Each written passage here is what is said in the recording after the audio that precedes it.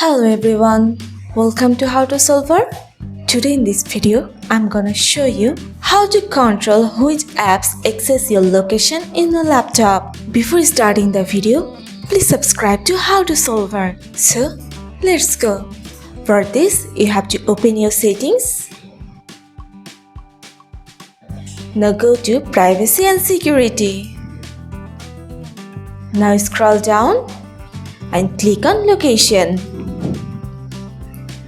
Here you can see Location Services. You have to turn on this button. Here you can see Let's App Access Your Location. You have to turn on this button. Now you can see here different apps which can access your location. If you want any apps to access your location, you just have to turn on this button. And if you don't want it, you just have to turn off this button. That's it. So this is how you can control which apps access your location in your laptop. So guys, that's it.